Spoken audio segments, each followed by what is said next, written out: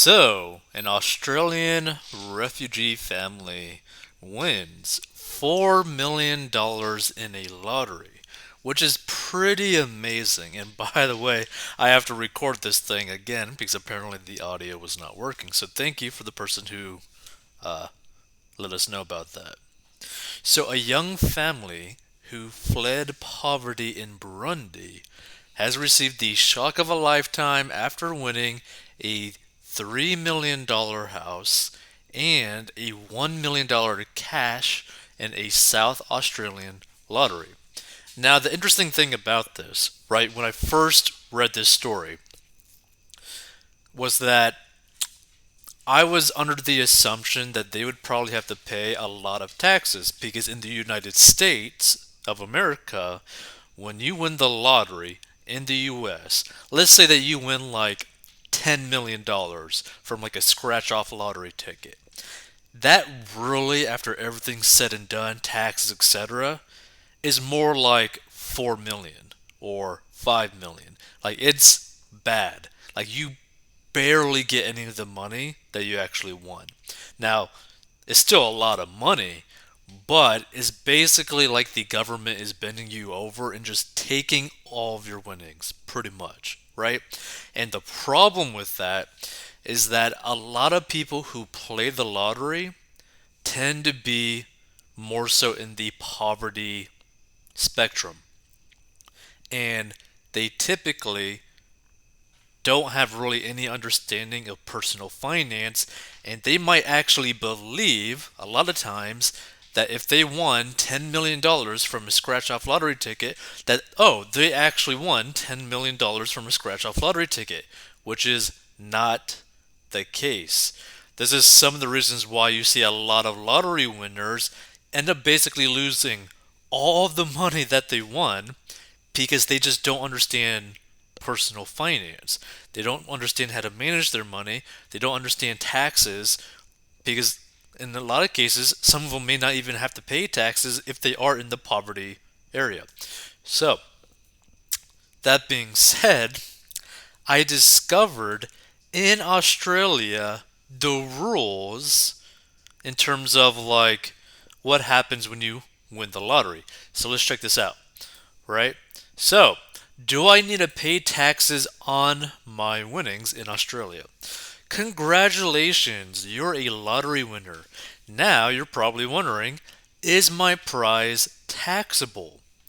In Australia, lottery winnings are classified as tax free income. This includes all prizes won through Golden Casket, NSW lotteries, TATS, TATS and T, and SA lotteries, etc., etc., etc. However, once your prize is in a bank account, any interest earned on your prize is subject to income tax for both you and any gift recipients. If you currently receive a Social Security benefit from Centrelink, your prize may affect your entitlement. This will be dependent on the amount of your prize and the current value of your assets, and you can find more information about this here. We strongly suggest seeking professional financial advice for major lottery wins to ensure you receive the maximum benefit from your good fortune. I would have to agree with this statement, like strongly. If you were ever to be lucky enough to win the lottery and it's more than 100 grand, go seek some professional financial advice. Go hire a financial advisor for a few hours, pay them really good money, a few $100 per hour, to literally sit with you and teach you everything you need to learn about how to manage this money correctly. Okay? Pay them for their time to teach you, not for them to manage your money for you. Now, that being said, the reason why this is such an interesting part of this is that the $4 million that they won is actually $4 million, right? If this would have been like in the United States, that $4 million would have been like 1.5 after everything's said and done, right? But let's get back into the story. So, a South Australian couple who both fled war torn Africa have rejoiced after winning one of the state's biggest lotteries, pulling home a life changing $4 million. Aristide and Esther Mibone, who met and married after arriving to Australia separately, bought one ticket in the Hospital Research Foundation Group home lottery and couldn't believe their eyes when they realized they picked the winner. Originally from Burundi in East Africa, Esther's parents fled for the Congo in the 1970s, where she was born. However, increasing turmoil in the region forced the family to rethink their future and make the uncertain journey to Australia in 2005. Aristide also fled civil war in Burundi in 2011. Andrew Costello rang the couple live on SAFM Breakfast Radio, informing them they had won $1 million each in cash and the deed to a fully furnished $3 million mansion at Henley Beach on Adelaide's waterfront. Now, the only problem with like this sentence, it makes it sound like each one won a separate $1 million in cash, but no, actually, like they just won $1 million in cash, right? Combined $1 million in cash plus the 3 million mansion, right? So you're joking, Cozy, Aristide said. The couple who both work in the healthcare industry said they wanted to give back to the community. Aristide is a disability support worker, while Esther works as a nurse. Our aim was not to win this. It was just to give back to the community, Aristide said. The Hospital Research Foundation Group is a charity that raises money for medical research and improved facilities in hospitals. We're here from birth, supporting projects in pregnancy health, ultrasound training, improving IVF success rates, equipment for newborns, and more, as the website reads. We're here at End of Life, helping deliver high quality care within palliative care, aged care, and much loved pet, art, and music therapy. The couple plans to use the life changing hall to visit family back in Burundi, which is a pretty nice idea. I still can't believe it. Why us? I feel like I do not deserve this, Esther said on Sunrise on Friday morning. I'm just trying to take everything in. It's so beautiful. And here's the thing, right? Like, what they should do financially really determines or depends on what are their actual goals in a financial sense.